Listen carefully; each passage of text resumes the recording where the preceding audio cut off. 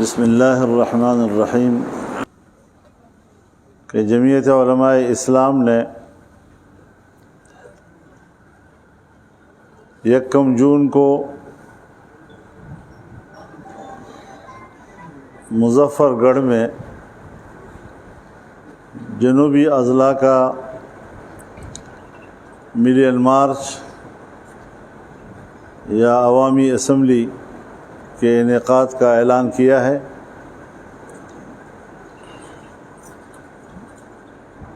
اب یہ کام ایسا کام نہیں رہا کہ جمعیت علماء اسلام کے کارکن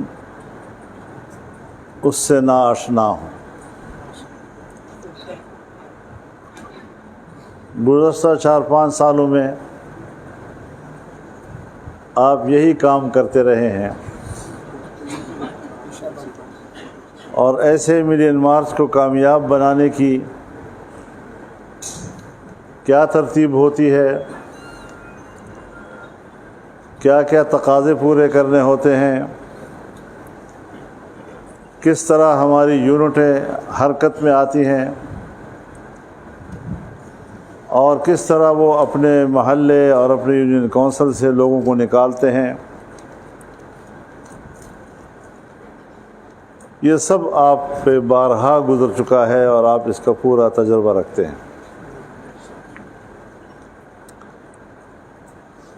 جمعیت علماء اسلام کو یہ امتیاز حاصل ہے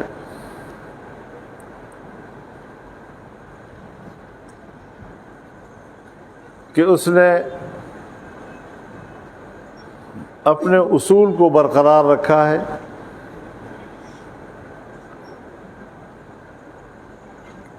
اگر 2018 میں ہم نے الیکشن کو نہیں مانا، نتائج کو تسلیم نہیں کیا، تب بھی ہم نے تحریک چلائی، اور یہ بھی ایک حقیقت ہے کہ ملین مارچ ہو یا آزادی مارچ ہو، ان سب میں افرادی قوت آپ ہی کی ہوا کرتی تھی۔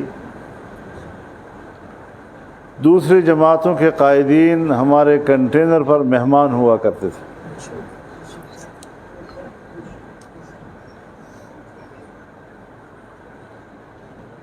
اس بار بھی تقریباً مینڈیٹ وہی ہے۔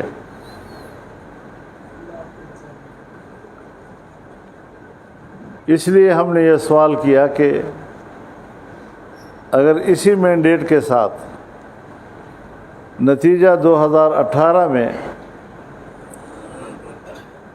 دھاندلی کا تھا، تو اسی مینڈیٹ کے ساتھ آج کا نتیجہ دھاندلی کا کیوں نہیں؟ اس لیے اگر ہمیں اپنے ساتھیوں نے چھوڑا، انہوں نے حکومت بنائی،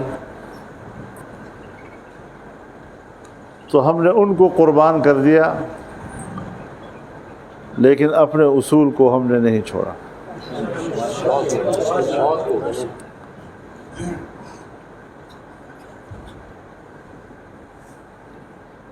ہماری تربیت یہ نہیں کہ ہم آزمائشوں کو دعوت دیں،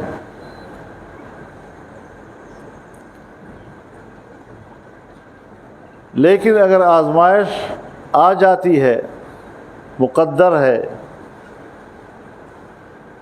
تو پھر اس وقت استقامت لازم ہے۔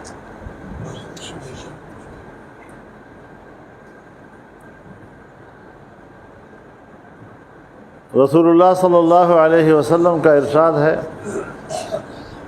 فرمایا لا تتمنوا لقاء العدو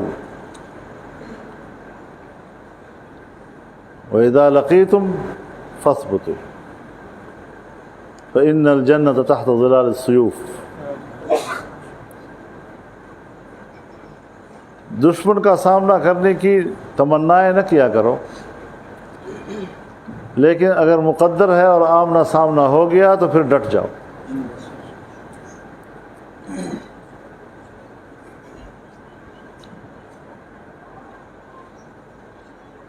تو ہمیں کوئی تکلیف نہیں تھی،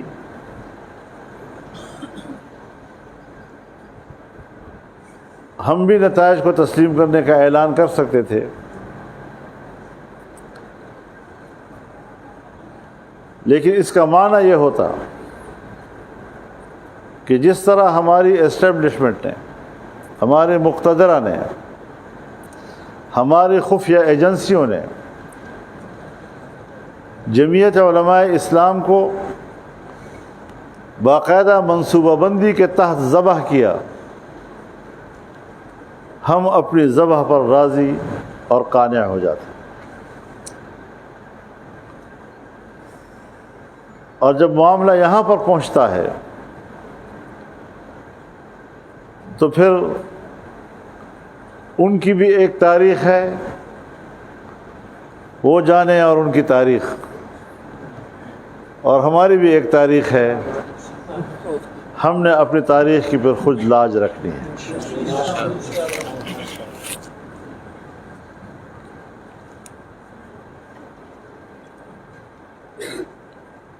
غلامی کو مسترد کرنا،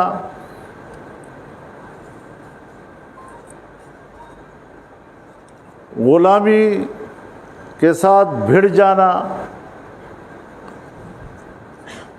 غلامی کے زنجیروں کو توڑنا، یہی ہماری تاریخ ہے اور ہمارے اکابر کی امانت ہے ہمارے پاس۔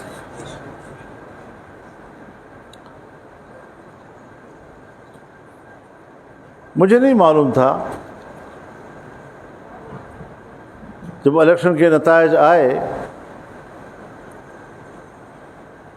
تو مجھے نہیں معلوم تھا کہ جماعت کی رائے کیا بنے گی، لیکن 3-4 روز کے بعد ہم نے مرکزی مجلس عاملہ کا اجلاس بلایا، اور یہ اجلاس 2 دن جاری رہا، اور صورتحال پر پوری تفصیل کے ساتھ بحث ہوئی، اور میں ان سے یہی رہنمائی لینا چاہتا تھا کہ ہم نے کیا فیصلہ کرنا ہے۔ بس بہت ہو گیا،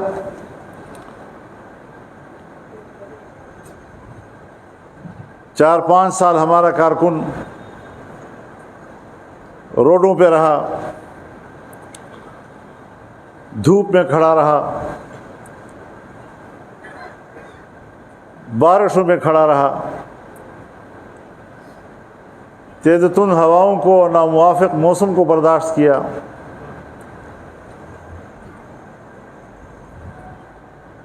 تو ہم بھی کوئی عافیت کے لیے ایک راستہ نکال سکتے تھے، لیکن کوئی ساتھی اس طرح کے نتائج کو قبول کر کے اور اس نظام میں جمعیت کو فٹ کرنے کے حق میں نہیں تھا۔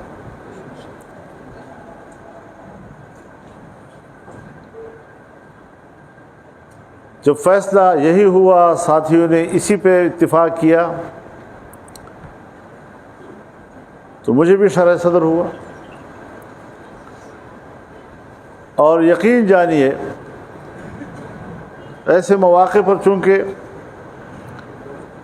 پورے ملک کا ہم سے رابطہ ہوتا ہے، بیک وقت ہمیں معلوم ہوتا ہے کہ چترال سے لے کر کراچی اور بدین تک، مری سے لے کر تربت اور کیش تک، ہمارے کارکن کے جذبات کیا ہیں، ان کے احساسات کیا ہیں۔ ظاہری بات ہے کہ اس سے جماعت کے کارکن کو دھچکا لگا، اس کا حوصلہ ٹوٹا، مایوسی نے اس کو دبوچا، لیکن جب ہمارے عاملہ کا فیصلہ آ گیا کہ ہم نتائج کو مسترد کرتے ہیں اور اب کے فیصلے ایوان میں نہیں میدان میں ہوں گے، تو اس ایک اعلان سے پورے ملک کا جائزہ ہم نے لیا تو کارکن دوبارہ زندہ ہو گیا.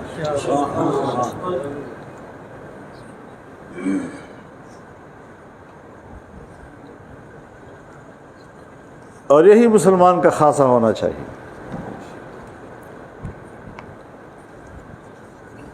الجہاد ماض الی یوم القیامہ. جب یہ کام قیامت تک ہم نے کرنا ہی ہے اور دین کے لیے جہاد لڑنا، محنت اور کوشش کرنا، تکلیفیں برداشت کرنا، رسول اللہ صلی اللہ علیہ وسلم فرماتے ہیں کہ قیامت تک ہوگا، تو پھر آپ کے اور ہمارے لیے تھکنے کی کوئی گنجائش رہ جاتی ہے؟ ان تعلیمات کا حامل وہ پھر تھکتا نہیں ہے.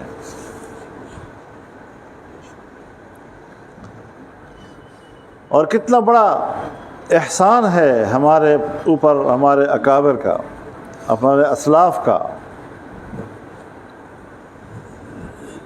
کہ انہوں نے ہمیں ایک زندہ قوم اور ایک زندہ امت کے طور طریقے بتا دیے، ڈھنگ بتا دیا کہ انسان کس طرح زندہ رہتا ہے.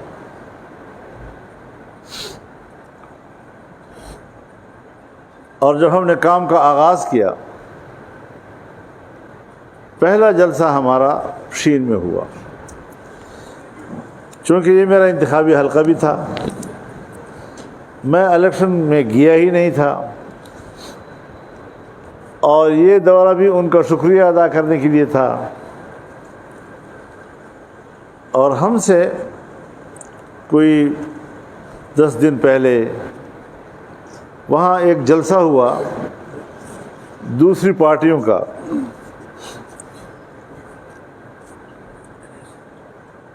لیکن جمعیت کے جلسے کو جو اللہ نے وہاں کامیابی عطا کی اور ایک تاریخی اجتماع ہوا وہاں، حالانکہ وہاں کی آبادی بھی کم ہوتی ہے، پھر بارشیں تھیں، پہاڑی ندے نالے جو ہے وہ بہہ رہے تھے، راستے بند تھے، اور مجھے بتایا گیا کہ اس روز بھی کوئی گاڑی جو ہے وہ بہہ گئی اور کچھ لوگ شہید ہو گئے اس میں. اس ماحول میں بھی لوگ آئے. پھر کراچی کا جلسہ ہوا، تاحد نظر انسانیت تھی. ماضی میں بھی ہم نے وہاں بہت جلسے کیے ہیں اور کوئی کمی نظر نہیں آ رہی تھی، بلکہ اضافہ ہی نظر آ رہا تھا.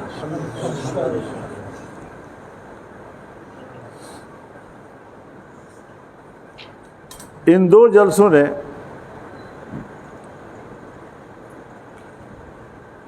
پشاور کے 9 مئی کے جلسے کو اٹھایا.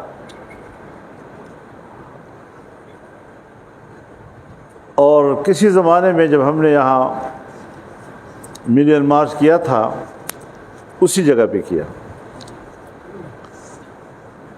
اور ساتھیوں کی رپورٹ یہ ہے کہ اس کی نسبت جو بہت کامیاب تھا، لیکن یہ والا اس سے دگنا تھا.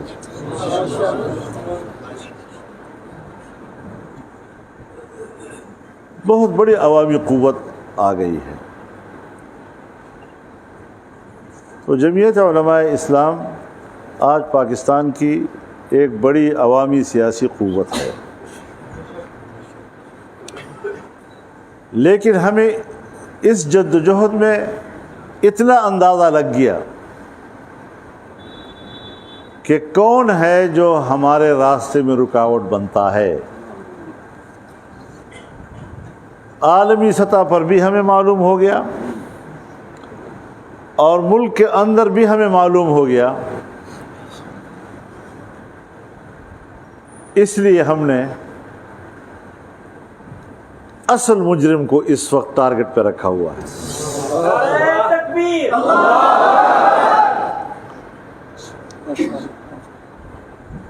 ہمارے جو سیاسی لوگوں کے بیچ میں جھگڑے ہوتے ہیں، اختلافات ہوتے ہیں، کبھی شدت آتی ہے، کبھی نرمی آتی ہے، یہ بالکل پردے کے پیچھے جا کر اپنے آپ کو چھپا لیتے ہیں جیسے معصوم ہوں،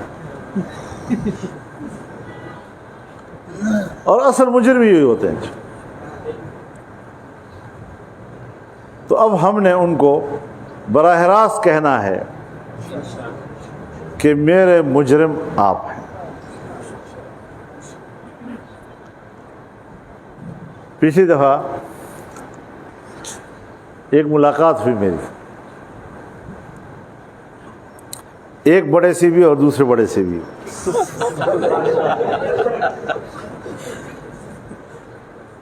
تو میں نے ان سے کہا کہ بات سنو، ہمیں کوئی غلط فہمی نہیں ہے،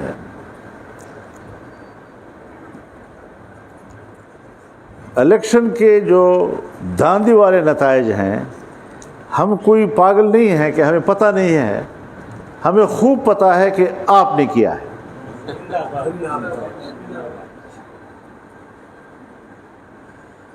اور جب میں حکمران کا نام لیتا ہوں تو میں اس لیے لیتا ہوں کہ میں یہ کوشش کر رہا ہوں کہ میں ریاستی ادارے کو متنازع نہ بناؤں. لیکن تم دونوں یاد رکھو کہ جس وقت میں ان کا نام لیتا ہوں تو آپ سمجھے کہ یہ ہم مراد ہیں.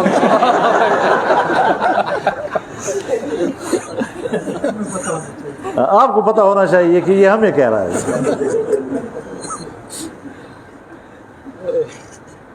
تو اب جب دوبارہ انہوں نے یہ حرکت کی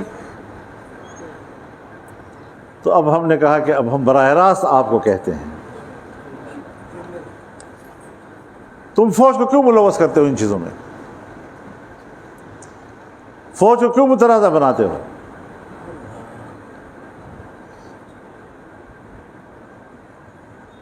ایک طرف آپ کہتے ہیں دہشت گردی ہے، فوج ان کے مقابلے میں ہے، قربانیاں ہم دے رہے ہیں، کشمیر آپ سے چلا گیا.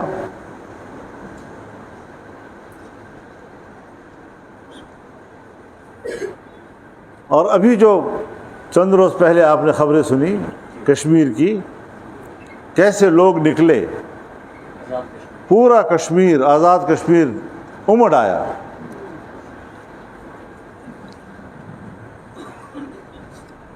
تو میں نے کہا کہ ہم تو نکلے تھے سری نگر کو پر قبضہ کرنے کے لیے، وہ مظفر آباد ہاتھ سے جا رہا ہے. پوری حکومتی مشینری اور کابینہ اسلام آباد کے کشمیر ہاؤس میں ٹھہری ہوئی تھی، مظفر آباد چھوڑ چکے تھے.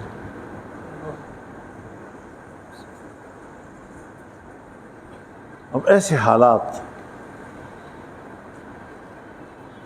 کہ اگر کشمیری کے اوپر گولی چلتی ہے پاکستان کے کشمیر پہ، آپ بتائیں کہ ہم کس منہ سے انڈیا کو کہتے ہیں کہ تم وہاں پر زیادتی کر رہے ہو کشمیریوں کے ساتھ؟ یہاں تو یہ کہنا بھی جرم ہے کہ اگر ہماری فوج قبائلی علاقوں میں بمباری کرتی ہے اور آپ ان سے پوچھتے ہیں کہ انڈیا کشمیر میں وہ کچھ کر رہا ہے تو تم یہاں ہمارے فاٹے میں وہی کچھ کر رہے ہو، تو کہتے ہیں نہیں آپ اس طرح کی بات نہ کریں، یہ دونوں الگ الگ چیزیں ہیں. وہاں کشمیری برحق ہیں تو انڈیا ظلم کر رہا ہے، اور یہاں تو ہم دہشت گردوں سے لڑ رہے ہیں. ایک بابری مسجد کے لیے کتنا خون بہا مسلمانوں کا، ہم بھی یہاں جلوس نکالتے تھے. ابھی ذرا گنو نا کہ ہماری فوج کی بمباری سے قبائلی علاقوں میں کتنے مساجد اور مدارس اڑ گئے.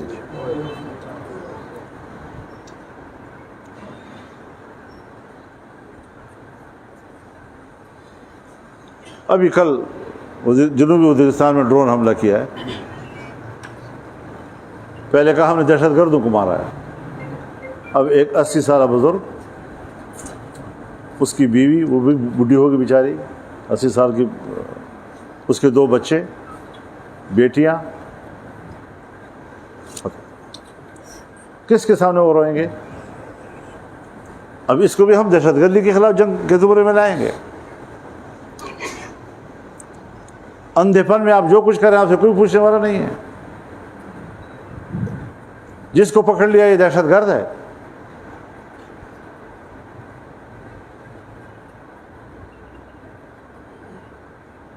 ہمارے ہاں دیہاتوں سے لوگ اٹھائے جاتے ہیں, مدرسوں سے طالب علم اٹھا لیے جاتے ہیں. کیوں بھائی؟ ان کا رابطہ ہے. بابا ان کا رابطہ چھوڑو, آؤ میرے پاس, میں تمہیں بتاؤں کہ تمہارا کتنا رابطہ ہے ان کے ساتھ.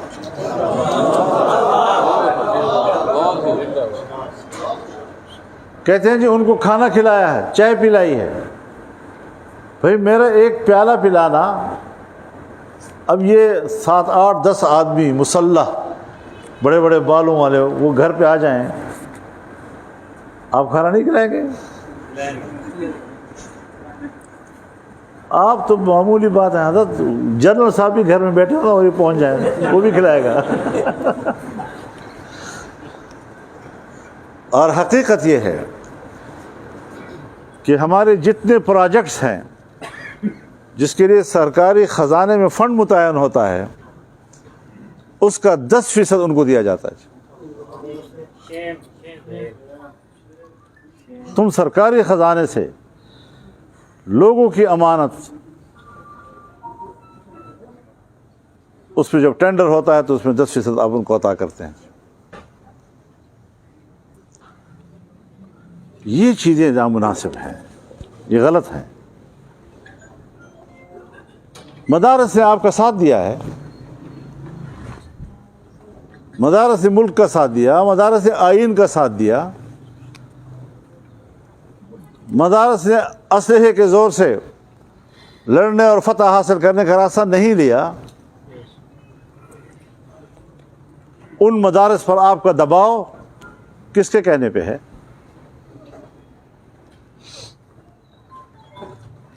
کبھی کہتے ہیں جی FATF کا مطالبہ ہے, کبھی کہتے ہیں IMF کا مطالبہ ہے. کس بات پر مطالبہ ہے؟ یہ جی پیسہ غلط خرچ ہو رہا ہے آپ کے ملک میں اور چندے لوگوں کو دیتے ہیں اور یہ غلط راستوں پہ جاتے ہیں اور پاکستان کے مفاد کے خلاف. آئیں بیٹھے ہیں ہمارے ساتھ, میں آپ کو بتاؤں گا کہ مدارس کی افادیت کیا ہے. لیکن پھر میں آپ سے پوچھوں گا کہ 18ویں ترمیم کے بعد, صوبوں کی خود مختاری کے بعد, میرے خیال میں کوئی 20-30 محکمے تو ہوں گے کہ جن کو صوبے کی ملکیت ہونا چاہیے اور وفاق میں وہ محکمے نہیں ہونے چاہیے, وہ سب کے سب موجود ہیں. ان پہ ان کا بجٹ موجود ہے, ان کے اخراجات موجود ہیں, ان کے دفاتر موجود ہیں, ان کے ملازمین موجود ہیں. ان پر خرچے پر کوئی IMF اعتراض نہیں کر رہا, اور میرے مدرسے کے چندے پہ اعتراض کرتا ہے. وہاں بھی کرے نا. پھر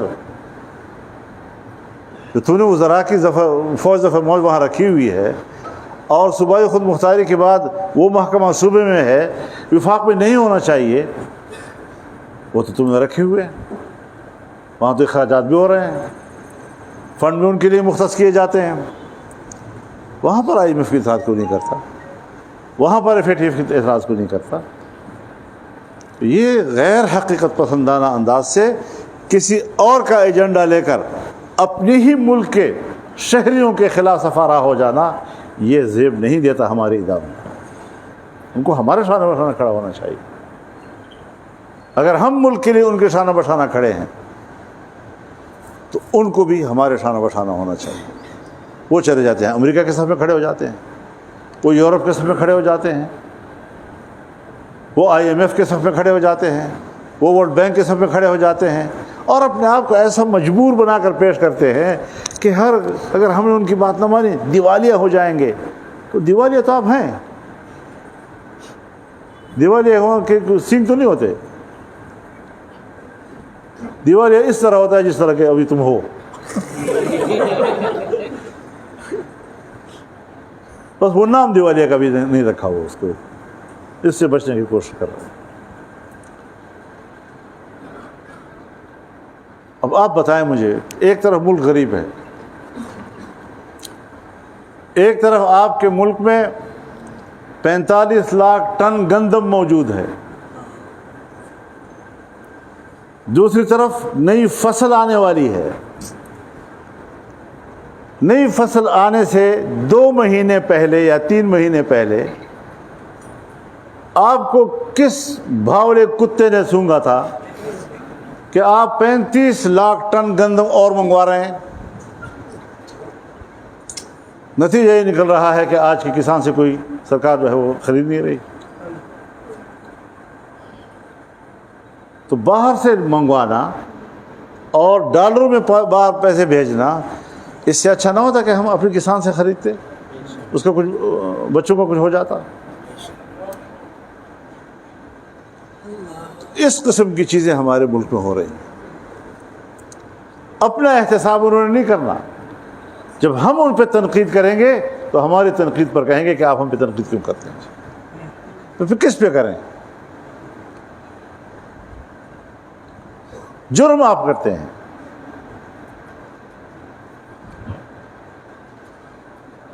تو اس حوالے سے قوم میں ایک بیداری اور شعور پیدا کرنا ہے،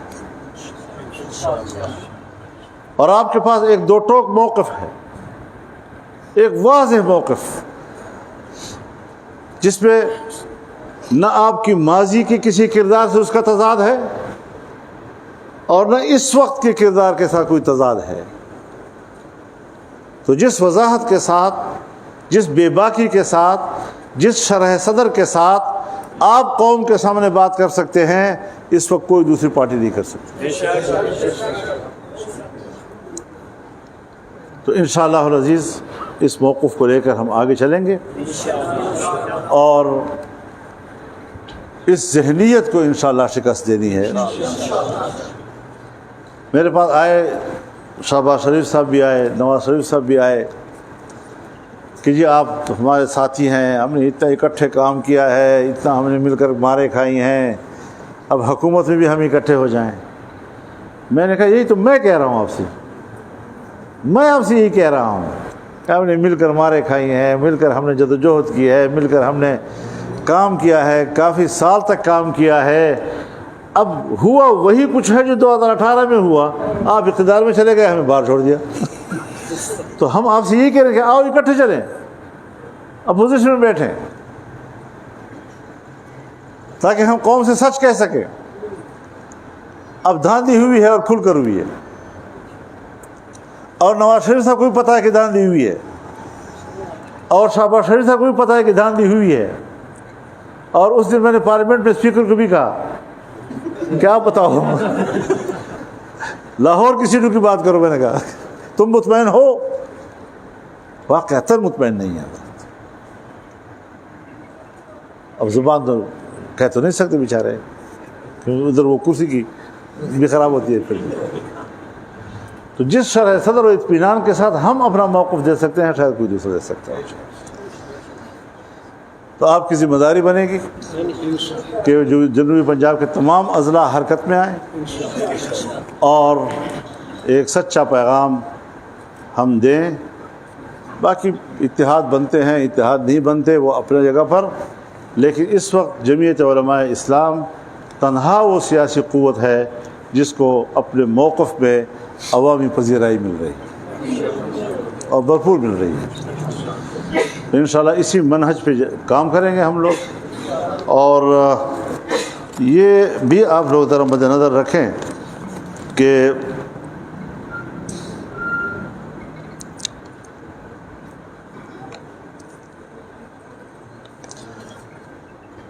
یہ جماعت ہے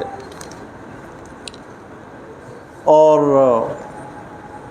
جماعتوں کے اندر مسائل آتے ہیں، داخلی مسائل ہمارے ہوتے ہیں، انتظامی معاملات آ جاتے ہیں، تنظیمی مسئلے پیدا ہو جاتے ہیں، مالیاتی مسئلے پیدا ہو جاتے ہیں۔ تو جو فیصلے اب تک آ چکے ہیں اس پر تو فوراً عمل درآمد کیا جائے۔